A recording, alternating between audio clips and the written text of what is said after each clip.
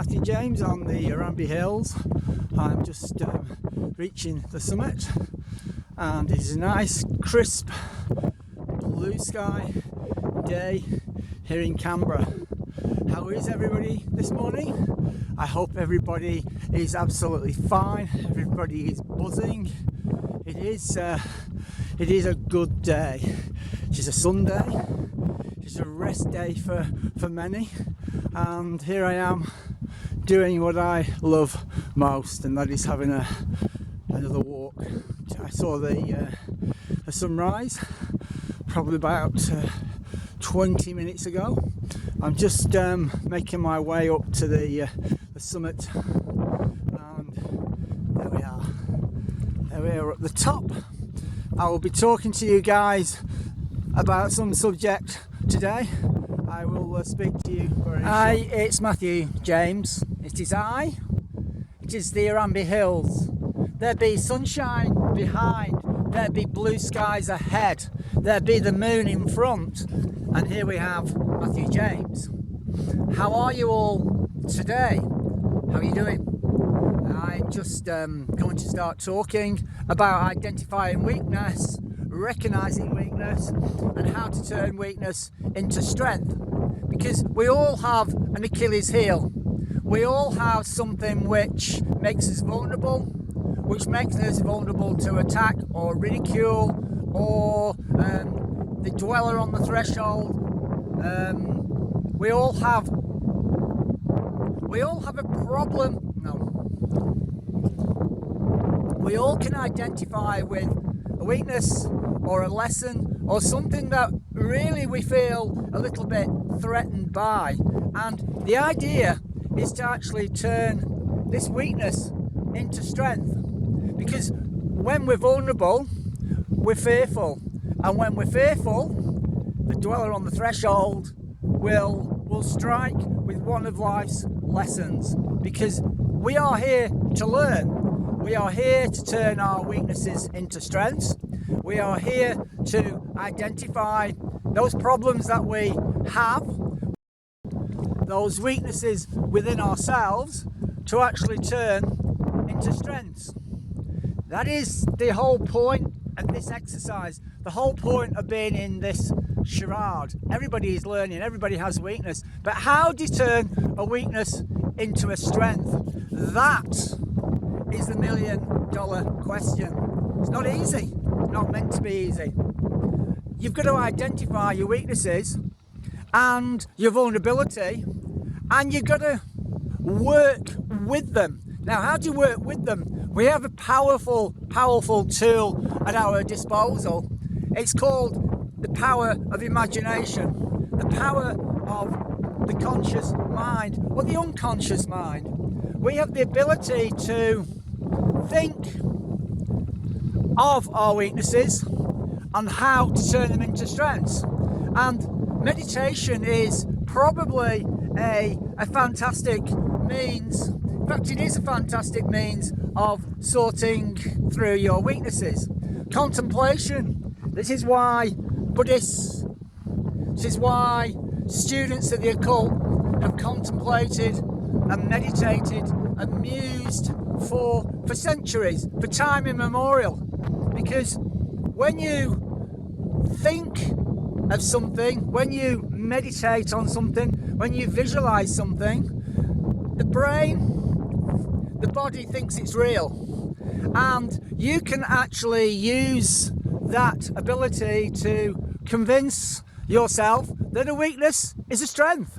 And it sounds easy, but it is actually a complicated process, because through meditation you have to strip the layers of psyche down to its basics and recognize and acknowledge that you do have a weakness. The first thing that you're going to do is you're going to come across human pride. You're going to come across the ego not wanting you to identify with these weaknesses, because the selfish self, the false self, uses these weaknesses to actually manipulate you to avoid spiritual growth, to avoid actually working on weakness.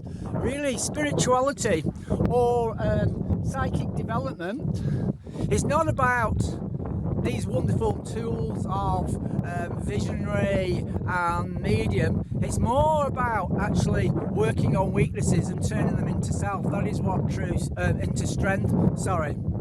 So you find a weakness, you meditate on that weakness, you reenact that weakness within your mind, within your path working, your visualization, and during that process you turn it into a strength. So what you're actually doing in time is convincing your mind, your brain, that is no longer a weakness.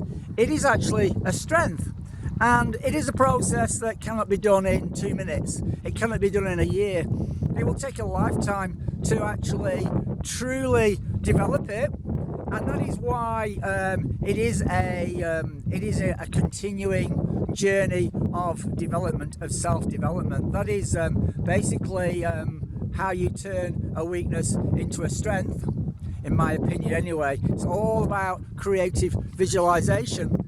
It is all about overcoming that fearsome beast that we met in yesterday's video, which is the dweller on the threshold. That phenomenally scary demon that is the manifestation of all our fears and our weaknesses. And once you overcome your weaknesses and you no longer feel as vulnerable as you did, you are ready to face that creature and identify with that creature. And there is a meditation that is used, or I use, which I call the room of mirrors, which many of my students will recognize and acknowledge as a way of finding out what your weaknesses are, what your dweller looks like and feels like. And I'm going to be cranking up my IMT, my intensive mediumship training workshops, again very soon.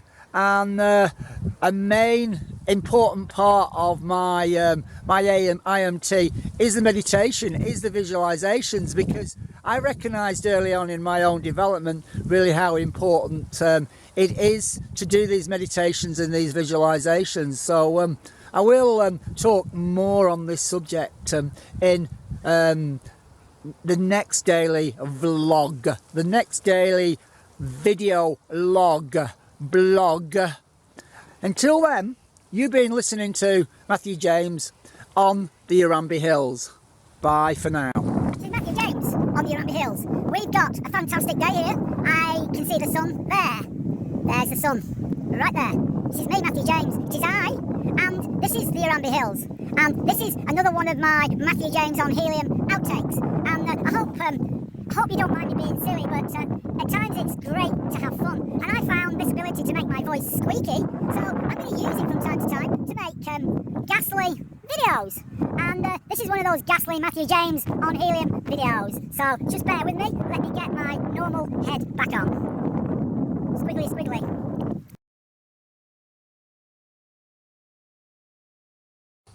There are 3 colours on my mind at this time. Can you tell me in a comment at least one of those colours? I've got 3 colours in my mind. Can you tell me what those colours are? That is your little psychic test for the day. What are the 3 colours that I'm thinking about right now? Authentic self helps you identify with weakness, because when you are authentic self, you don't have a false ego. You don't have issues with being weak or weakness or feeling weakness. Authentic self acknowledges it's a human being on a human experience, and it isn't perfect, and that it has weaknesses. So being authentic self helps you separate the layers, helps you identify what is false and what is real. Authentic self is not the easiest thing to be in this existence at this time, but being authentic self, we can go, yeah, that's my failing, that's my weakness, yeah, I can identify with that. And that is the trick in all of this. This is why the first lesson is always to lose the separate ego, the false ego, and to search for and become your true self. Now, how do you know what is your true self and what is your authentic self? Well, that is the again, another $1 million question. How do you know what is the real you and what isn't the real you? You have to listen to your heart voice, your heart mind. You have to be in heart consciousness.